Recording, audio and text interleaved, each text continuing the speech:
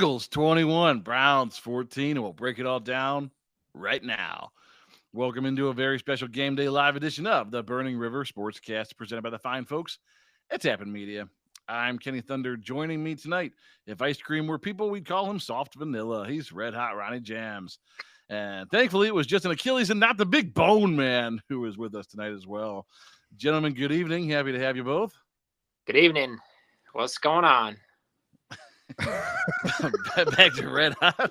Where can the listeners find the dopest dope they ever heard on a podcast? A number one rated football podcast, and all of good pods, as well as the unofficial podcast of Cleveland Browns backers everywhere. And the official podcast of some Cleveland Browns backers somewhere.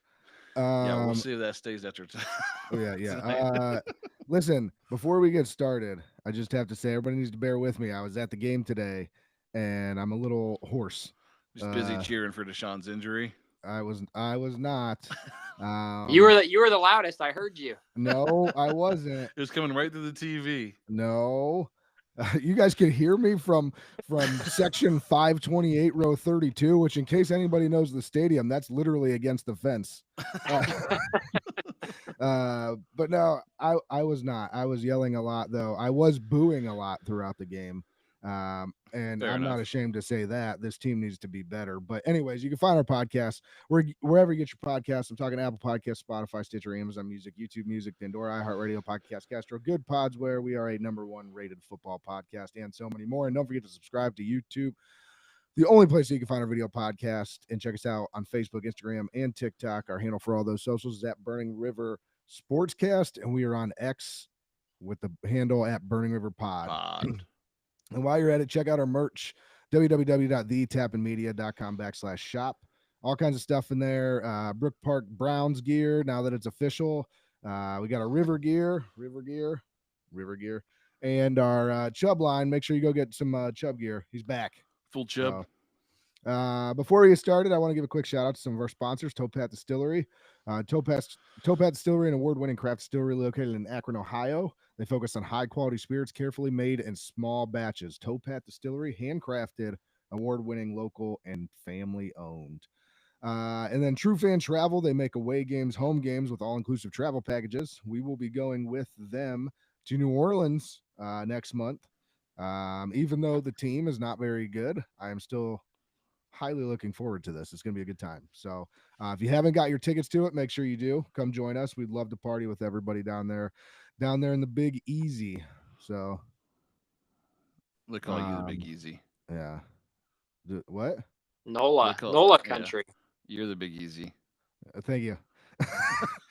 And on today's show, this is what you can look forward to. You can look forward to me having no voice. It's probably pretty rough, but we'll get through this.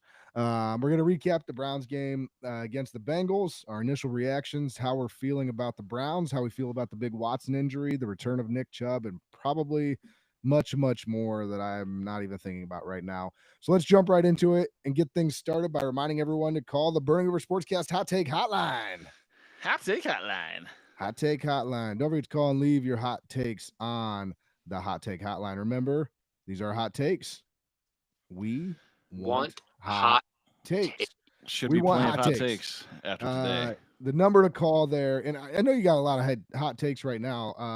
The Browns Nation is just ablaze right now. So I know everybody's got something to say. Everybody kind of falls on the side of what kind of went on today. When Deshaun Watson got hurt. So check in with us. The number to call, 330-227-8080, 330-227-8080. And Kenny, thank you for putting that at the bottom of the screen for everybody to see. Yeah, because they can't hear you. Thank you. You're welcome. But yeah, so guys, let's just jump right into it. We got the week 7 recap here. Browns Bengals. Browns looked bad. Dumpster fire. I mean, they looked bad, and we'll get to the big news that came out of this game in a minute. But they just, I can't tell you how many times I just wanted to bang my head against the bleachers sitting up there because of just unforced errors. Things like how many illegal shifts can we get in one game? How many illegal illegal motion, illegal formation. Like those are coaching mistakes. You should have your team ready to play, and they should know how to run plays. Well, and it's not week 1 or 2 or 3. I mean, we're It's, into the season now. I'll even give you week 4 because we didn't have any preseason. We didn't have, some of these guys missed a bunch of training camp. I'll give you week 4 and week 5. It's neither of those. We're in week 7. And this is nothing. Really, like the offensive line, especially, like you had most of your starters back. Like outside of Wyatt Teller, like you have guys that have played regularly on that line today. You could have fooled me. Yeah, I mean, that was the most frustrating thing is I'm like, these are easy things to fix. Like, they must not be that easy. Kevin Stefanski can't figure it out. That's for sure. Stefanik is don't even get me started on Stefanik because having a team week in and week out just not ready to play. Like they come out every single weekend, they just look flat. They look like they don't want to be there. They look like they're going through the motions, and the only thing that they've rehearsed is their choreographed dances after every pass breakup or every play that goes their way, and then we get a penalty and brings it back anyways. Oh yeah, Denzel Ward had a great celebration after he had that near pickoff when they were down 14. Yeah, and I that's part of the reason why I sound like this is because by that time in the game I was literally yelling. I'm like, "You're down 14!" Like. What's the point? And that wasn't the only one on special teams late in the game. They had Bajorquez kicked a punt inside like the 5, and they downed it, and they did like a team celebration. I'm like, you're down 14 points at the end of the game, and you're celebrating getting the ball down there, like.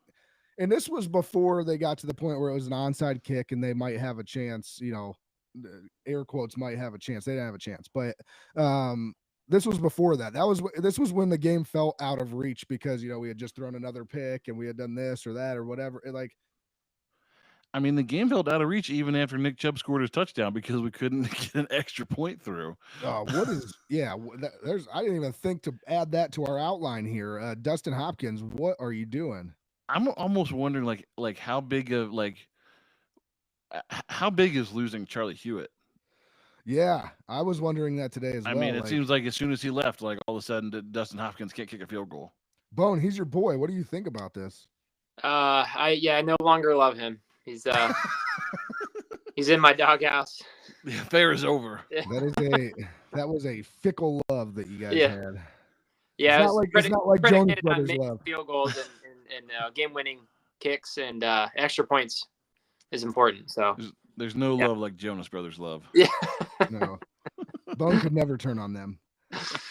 But yeah, I mean it's just all around, and it's just kind of what we've been talking about for seemingly weeks now is it trickles, it seems to be trickling into every single aspect of the game. You got coaching, it's been bad. You've got special teams has been bad. Defense has been bad. They played better today, but they still, there were spots.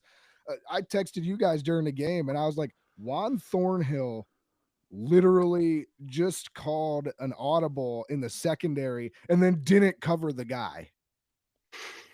Like he called it and he missed the assignment. It was clear it was his missed assignment too. He came up and everybody else turned around to look at him and he wasn't there. Oh gosh. Safety looking for safety help. Yeah. I was just like, are you kidding? Like he's going around giving the X like we used to do. Like he's telling everybody like, hey, we got to get into this other thing. I see something. And then I just, you're not going to do your job. The captain in the secondary just doesn't do what he's supposed to. He's busy making the call.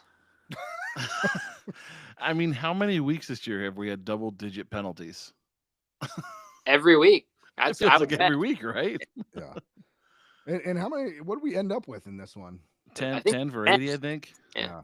So we do have a question, guys, on Facebook that came in. Why was Jameis benched pregame? Well, the rumor was that they're looking to move him, so they benched him to avoid injury. It sounds like the locker room, at least just, again, this is rumor stuff, but it sounds like the locker room is severely fractured. Fractured coming out of last year with guys that wanted Alex Van Pelt to be around, guys that wanted Joe Flacco to be around, a la Amari Cooper now playing in Buffalo. Big Joe Flacco guy is the rumor.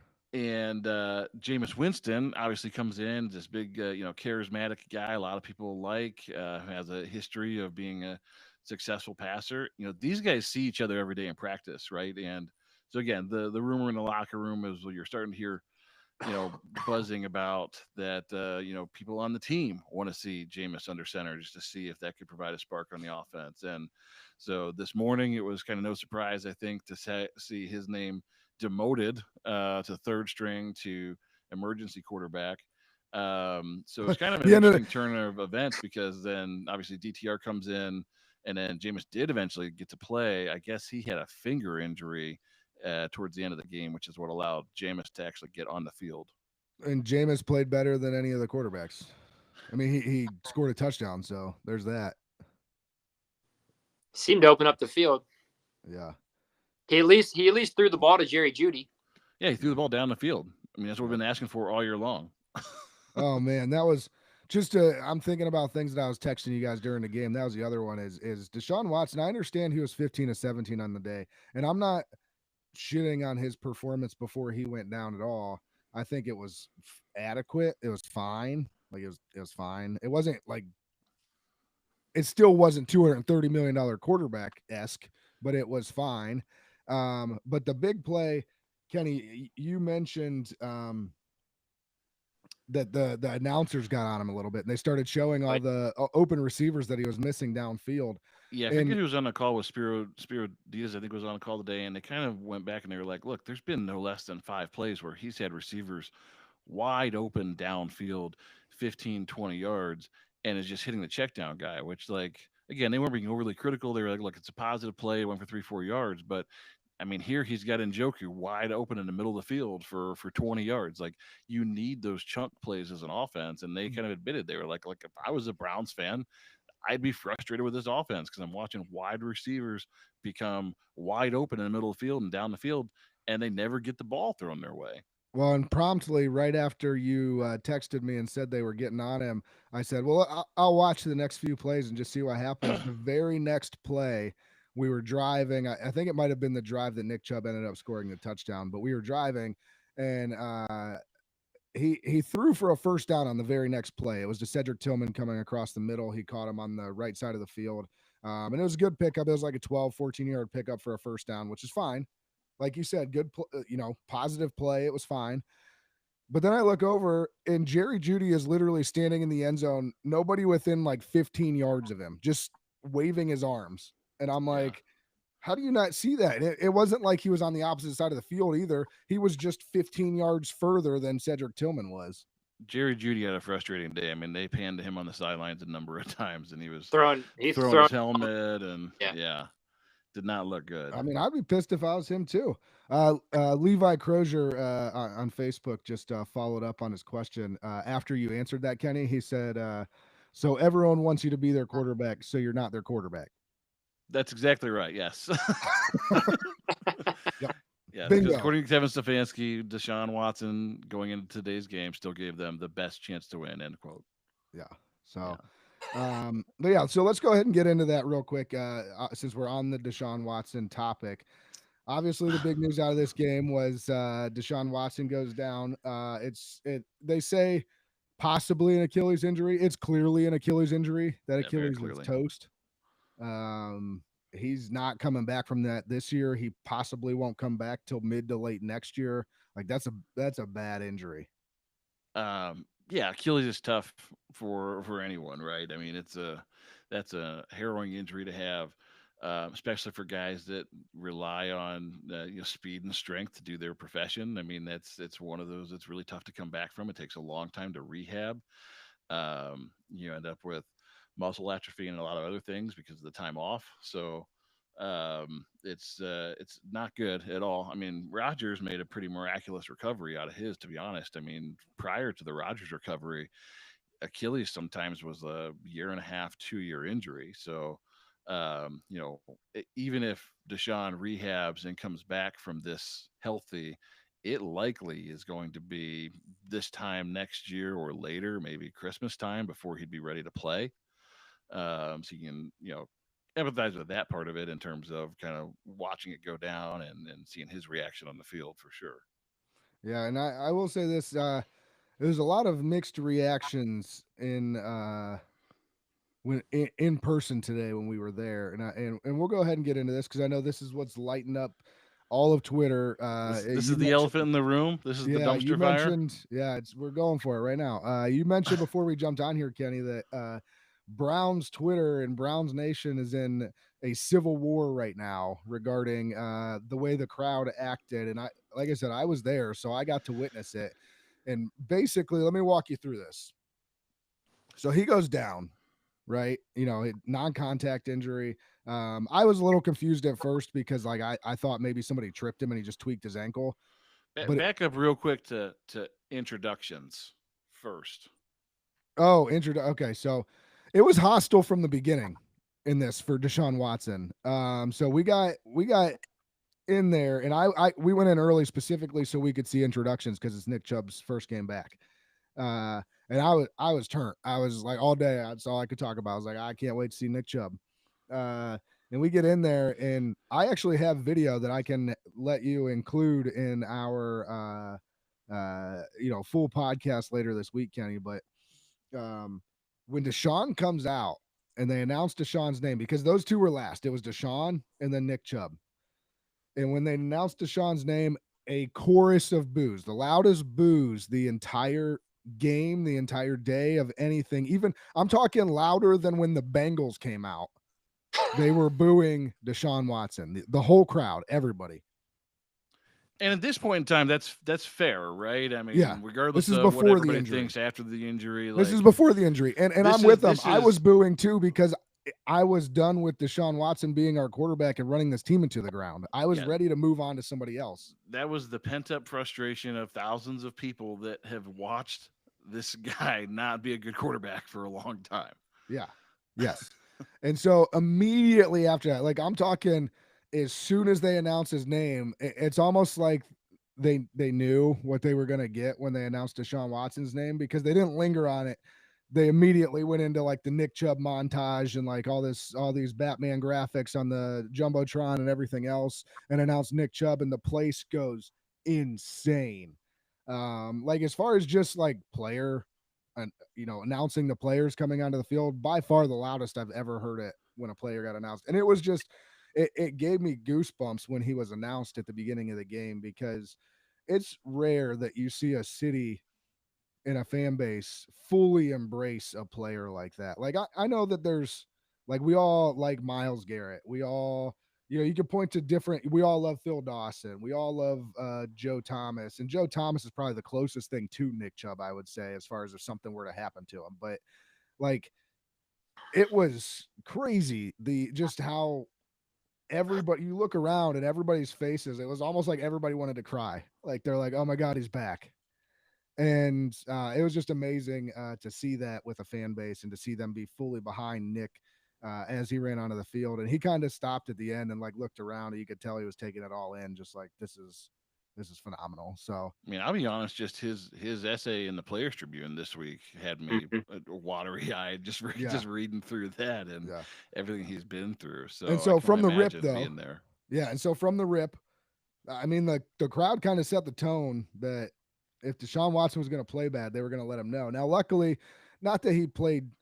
I already mentioned this. Not that he played phenomenally, but he was 15 of 17. So there wasn't like a ton of plays where you were like where the crowd got a chance to really start to build momentum and boo him. What started happening throughout the game was the offense was still sputtering in big moments so that we couldn't keep drives going. And so you heard this low murmur that I know I texted you guys about this. You heard this low murmur that started to build throughout the game of like something. Everybody's going to go nuts on the offense and on Deshaun Watson specifically here soon because we're just not moving the ball like we should. Even though he was, completing passes, we weren't sustaining drives, we weren't scoring points, we weren't doing those things.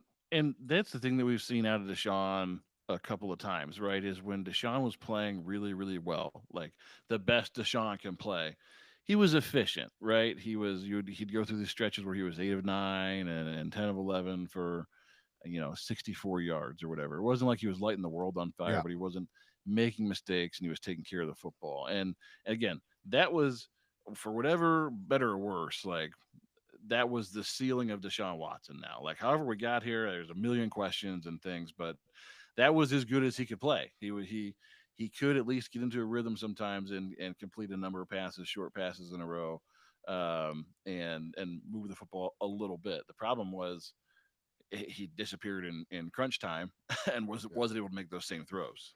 Yeah. And so this murmur continued to grow and continued to grow.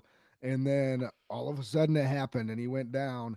And when he first went down, like very first went down, it was just kind of confusion around the building because nobody knew what happened right away. And it was very quiet at first.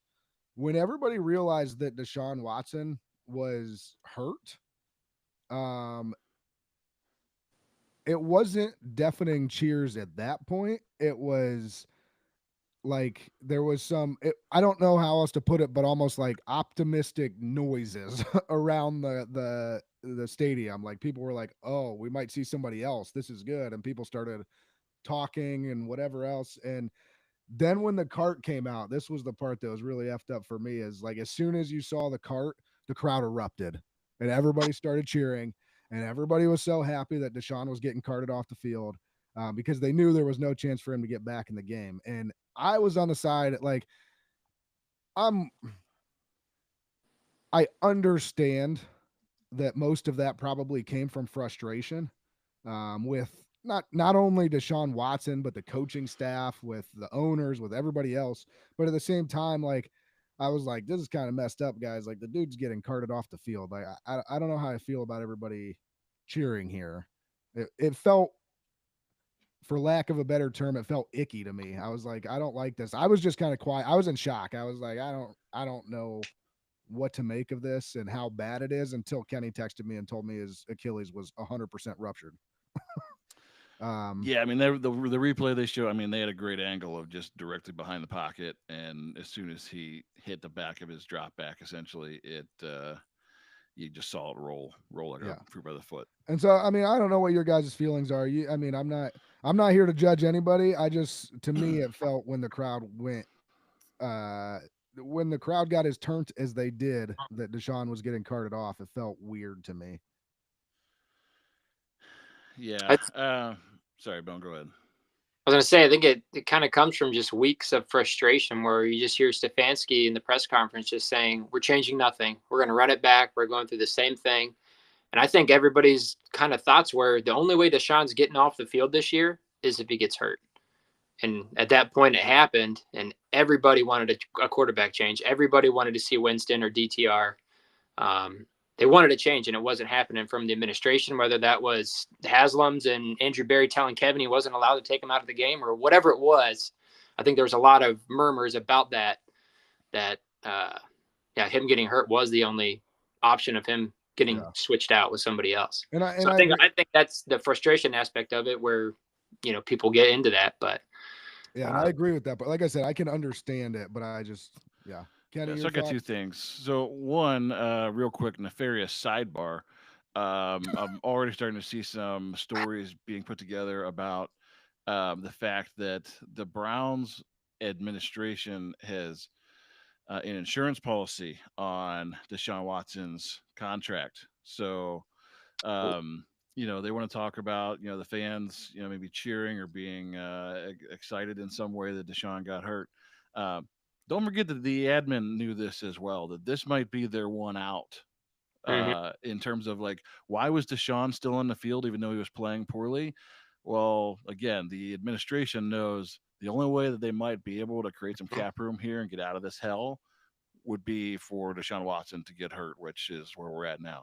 The second thing is, Deshaun Watson got hurt, and like now we're in this weird place because I'm seeing a lot of fan on fan crime right now. A lot of friendly fire out there. I think first off, from the players, I'm literally blown away by this. I mean, I understand guys having their guys back, whatever, but it's interesting to me that after 3 years of pretending away sexual assault allegations and the stories of the face of our franchise taking advantage of women, doing things so unspeakable that the TV and local radio literally can't even repeat them on air. They can't say these things Yeah. on live broadcast. The Browns fans are actually now the bad guys in this story. So some pretty interesting mental gymnastics to get there. I mean, to sit and lecture Browns fans after what this organization has put them through the last 3 years is just honestly, it's ridiculous. I mean, if you Yeah. weren't on your soapbox giving lectures about morality and the seriousness of sexual assault 3 years ago when they signed this guy, like, you can miss me with your newfound righteousness. We've got more people worried about booze and cheers in this town right now than we have worried about being 1-6 and how we got here. And like, that's just Yeah. a loser's lament. And like, first off, like, are we really looking for morality in a place where people start drinking at 7 a.m., they piss outside, and fights happen regularly? Like, maybe I not witnessed necessarily in it. Cleveland, but There's across no the fights, but I NFL. witnessed the pissing outside. That happened. Well, and yeah, I haven't seen a lot of fights at Cleveland Brown Stadium, but every week you see on Twitter videos of people fighting in football stadiums. I mean, I think a lot of Yeah. adults have in their mind, like, when they're taking their kids to the game, like, there's probably an age threshold now where you're looking to see, like, is my kid mature enough to be outside with all of these people? Because it's kind of chaotic. It's a place for lunatic fans, right? Like, the NFL is not necessarily a wholesome place to bring small children anymore. So again, I think we're just looking for morality in all the wrong places. And let me be clear, like, I wanted Deshaun benched, not hurt. And so while I Yes. don't outright condone cheering for an injury to anyone, I do think the reaction is understandable. And here's why. I think this is so different than any other player in the history of the league being injured. And here's why, is because we've been told from day one, we have to separate Deshaun Watson, the football player, from the human. We've spent 3 years dehumanizing this guy so that we could palate the fact that he was going to be the most important person on our football team. So when you spend that much time saying, well, we got to ignore the whole human side here and just, as a football player, we're just going to talk about football, blah, blah, blah. Like, that's what we've done from the onset. So I don't know how we're surprised now when you get this, what we, classless, dehumanizing reaction. It's what we've been told literally from ownership since day one. Like, look, all the stuff that happens outside of football, that's not really important. Don't pay attention to that stuff. We don't want to talk about allegations and settled lawsuits and all these things and real victims on the other side of those. We're just going to talk about Deshaun, the football player. And Yeah. Deshaun, the football player, guys, Deshaun sucked. Sucks a million asses a Um, second. so like, it's just, again, is it right or wrong? Like, I'm not going to make that. I'm going to say it's understandable that we've put people in a position Mhm. where they really never accepted this guy as a human.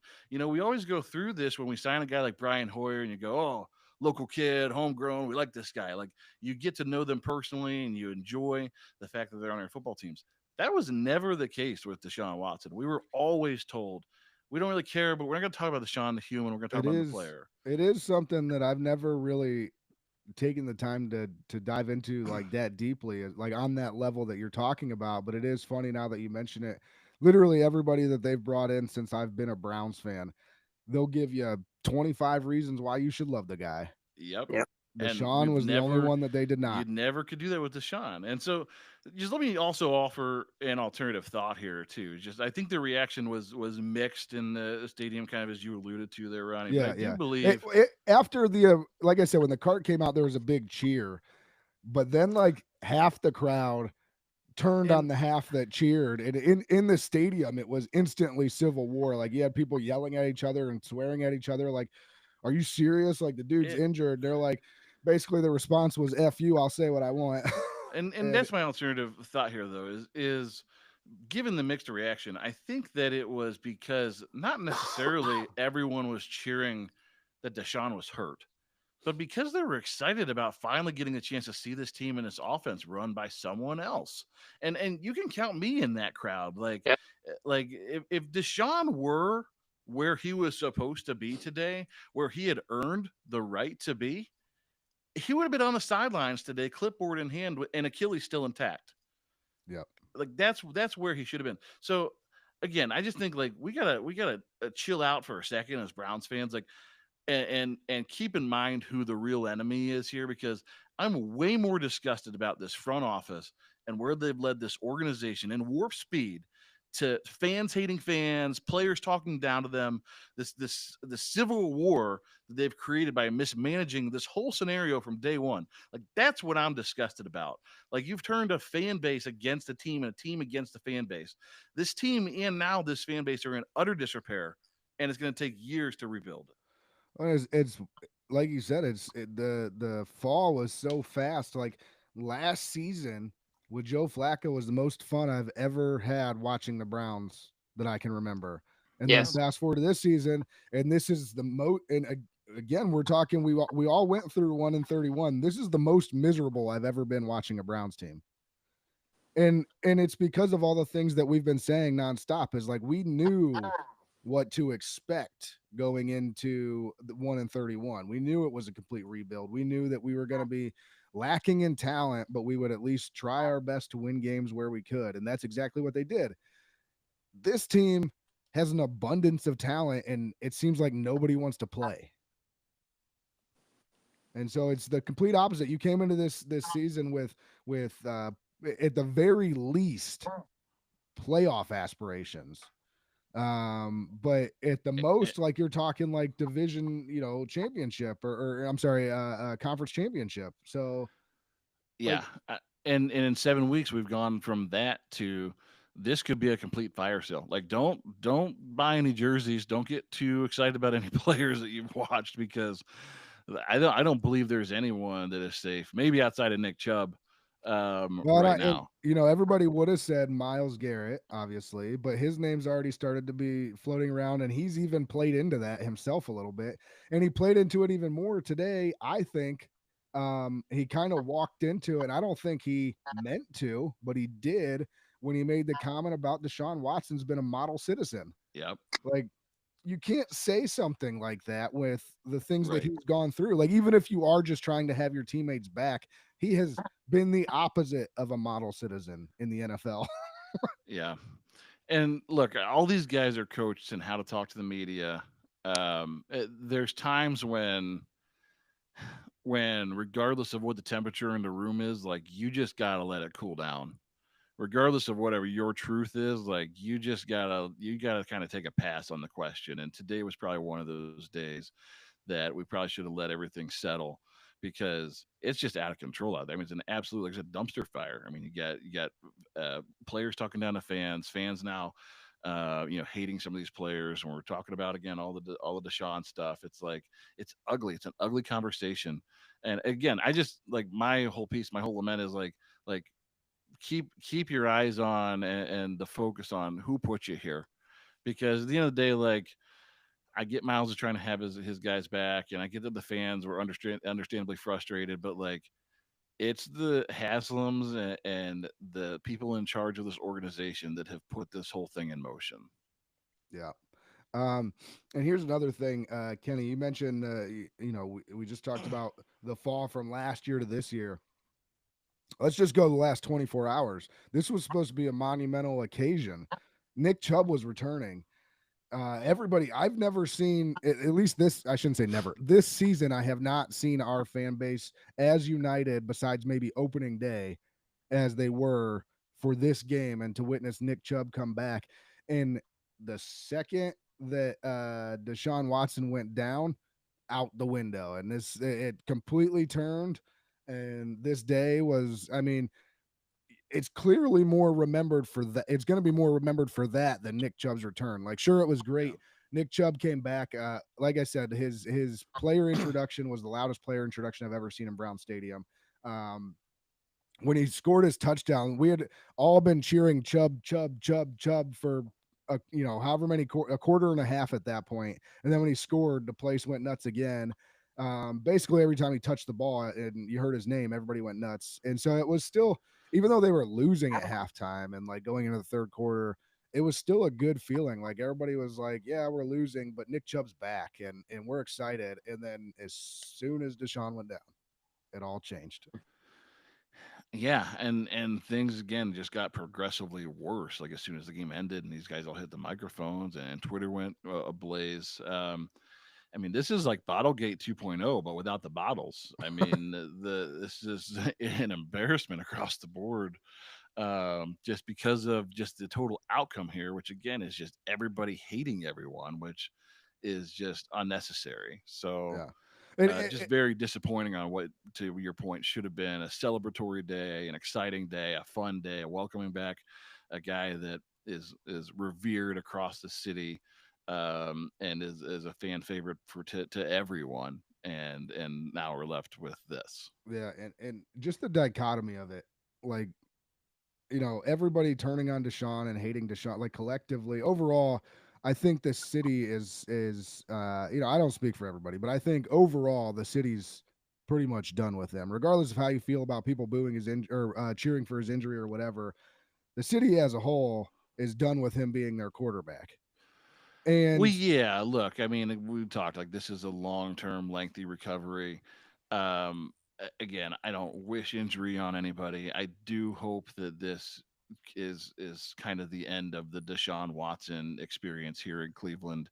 I hope he can, rehab and get healthy and maybe find success in another town somewhere. But I don't think we need to go back down this road once he's been cleared to play football again. well, and just what I was gonna say is I just want to drive home the fact that I know fans are in a civil war over Deshaun Watson and the handling of whether you cheered or you didn't cheer, or whatever the case may be for that injury. But and that, like I said, that's what this day is going to be remembered for, rather than Nick Chubb. But being at the game, I again want to reiterate just the fact that everybody was behind Nick Chubb, and the love that the city of Cleveland and all the fans have for him, you could feel it all day long. So it's just, a lot of negative things happened today, but it was one of the most positive things I've ever seen in Cleveland Brown Stadium on the same day. So pretty Fair wild to enough. see. So I think with that, we've kind of talked ad nauseum here about Deshaun. What do we think about Nick Chubb's actual return? I'll let you go, Bone. It was exciting to see him on the field, but aside from the touchdown, it was somewhat uneventful. I think he was average 2 yards a carry, and I think he had like 11 carries. So I think they put him in a little bit, and they didn't overuse him. I think Deontay Foreman had quite a few carries, and Pierre Strong kind of spelled them as well. But I mean, he scored, which I think was great. I think that was hopefully part of the game plan to get him in the end zone, and they did that. So that was memorable. Yep. Kenny. Yeah, I mean, I think again, all those things. It was exciting to see him back out on the field. Obviously, just to have him back in the lineup is huge for this team.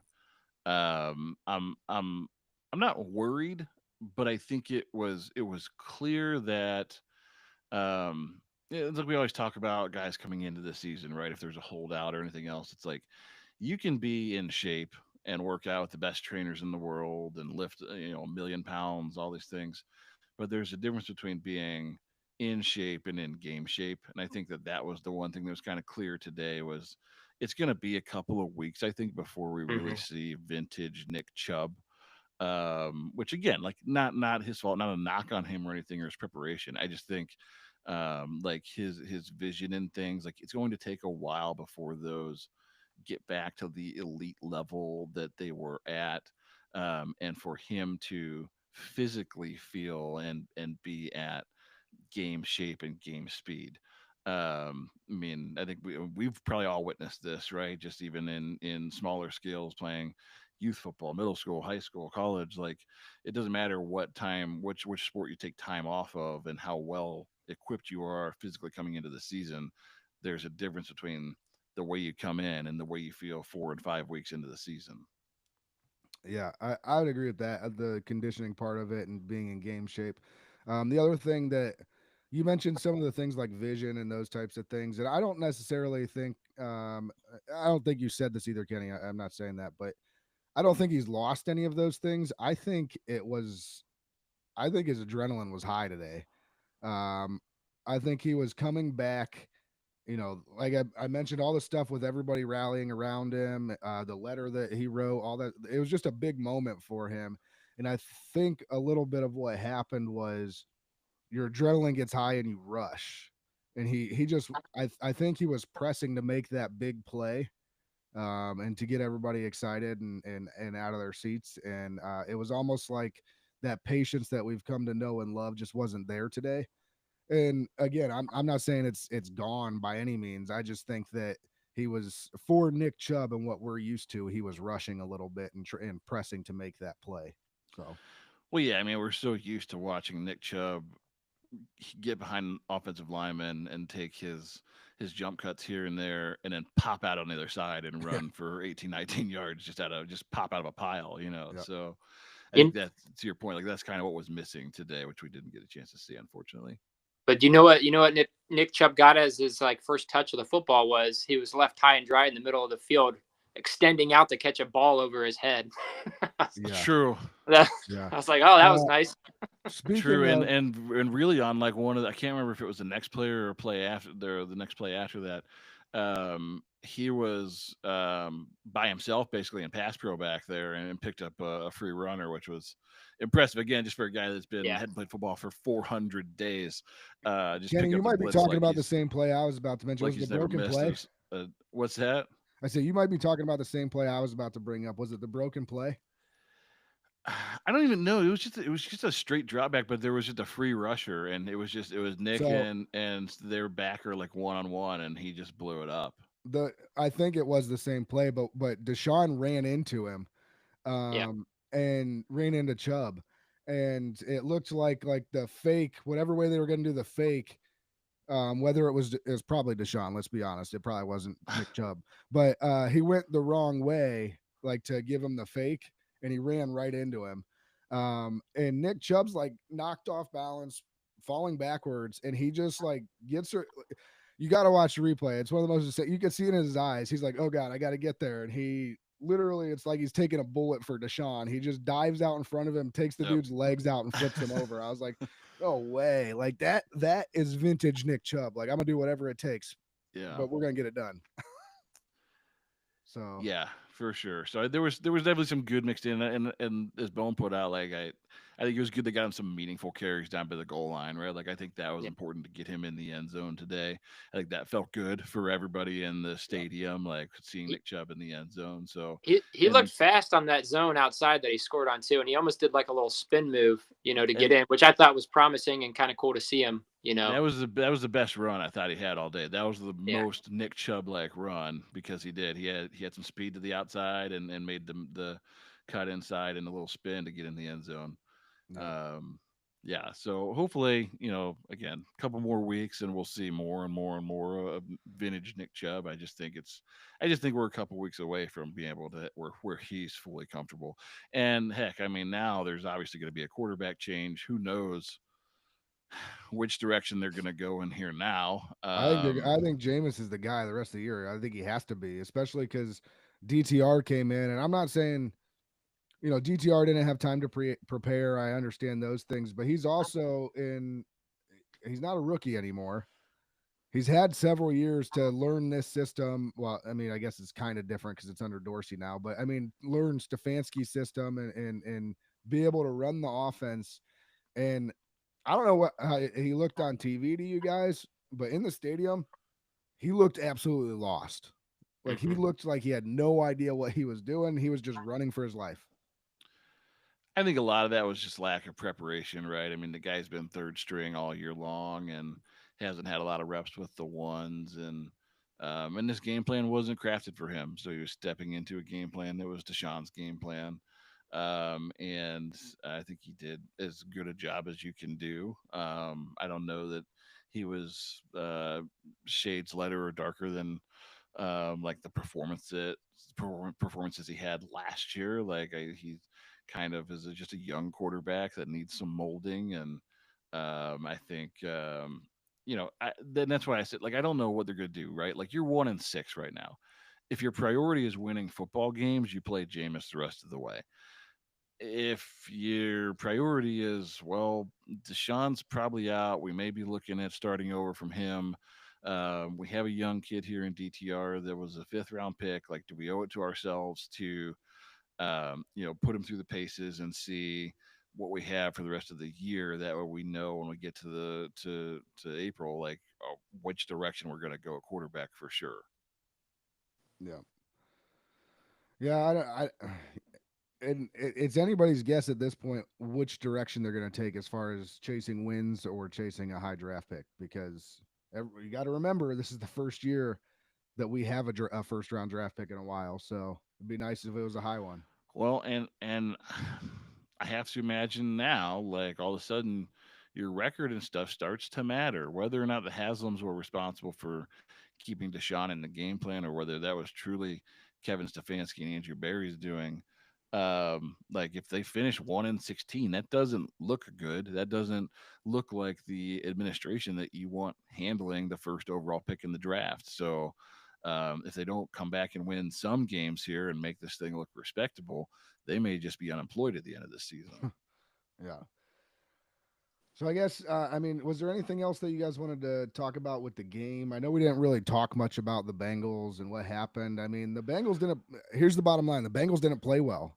Yeah, They I just think played that's good enough to beat the Browns. I think that's the key. Is like, there was another game that was winnable if you had an average football team, and we don't. Yeah.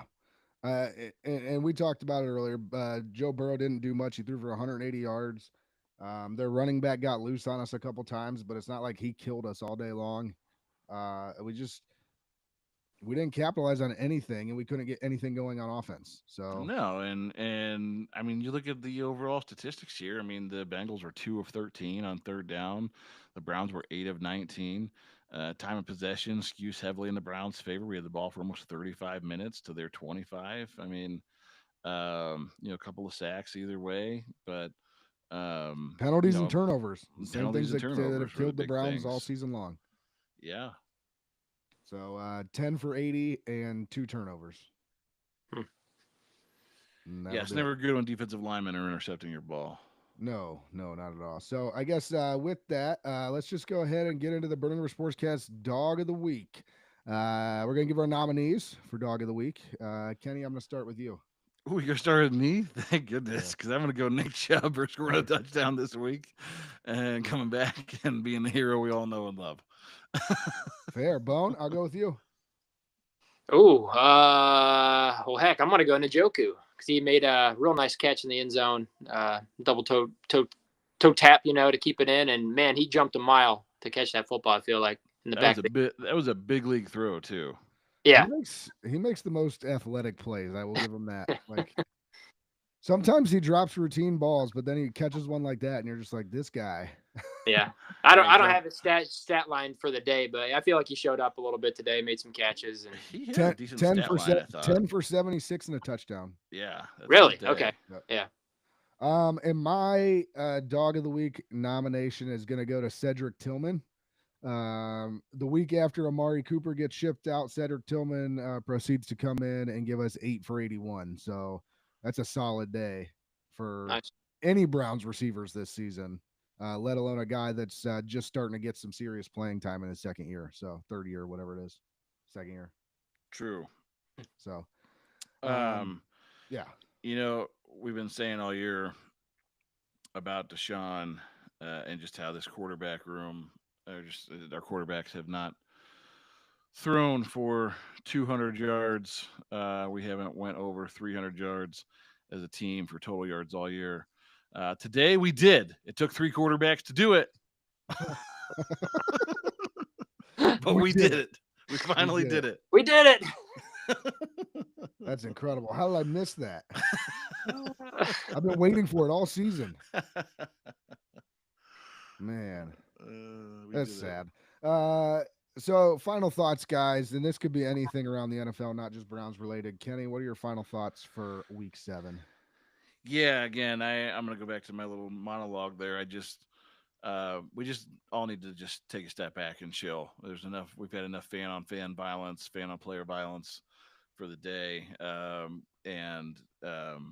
What was in the Hunger Games, just to remember who the real enemy is here, and it's not Miles Garrett, it's not Greg Newsome, it's not these guys that are speaking out about Deshaun. It's the guys up top that have put us in a position where we are literally at war with ourselves. So Yeah.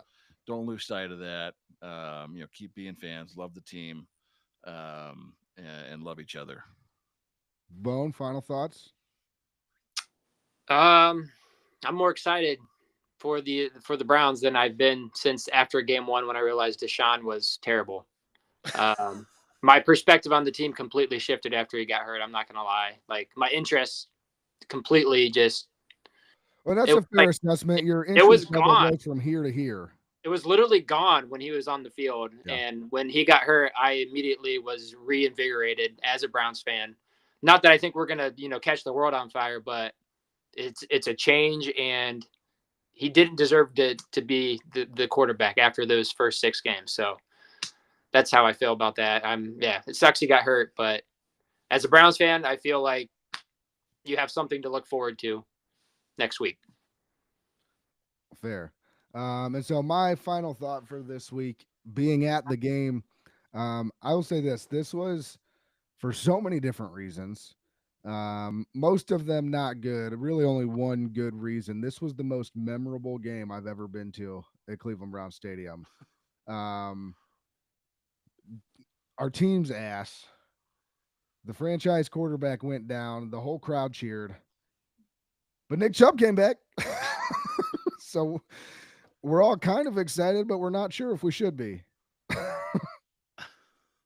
So I don't know. It was very, I'm sure anybody that was at the stadium today knows, like, it was just an interesting day among many, many interesting days at Cleveland Browns Stadium.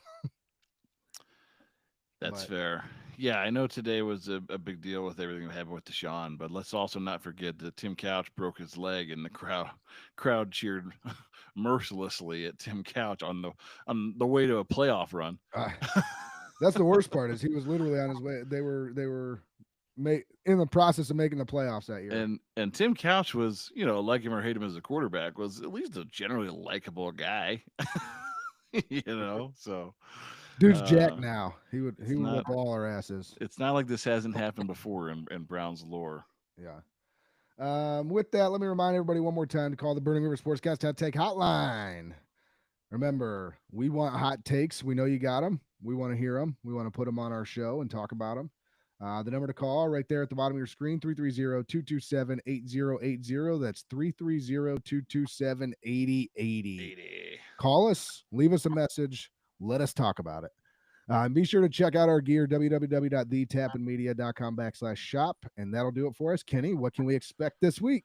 This week, you can expect our normal show being released on Thursday, where we will preview the Week 8 game against the original Cleveland Browns, the Baltimore Ravens. We will have another Browns backer interview this week with the Bowling Green Browns backers, our new friends from the President's Summit this year.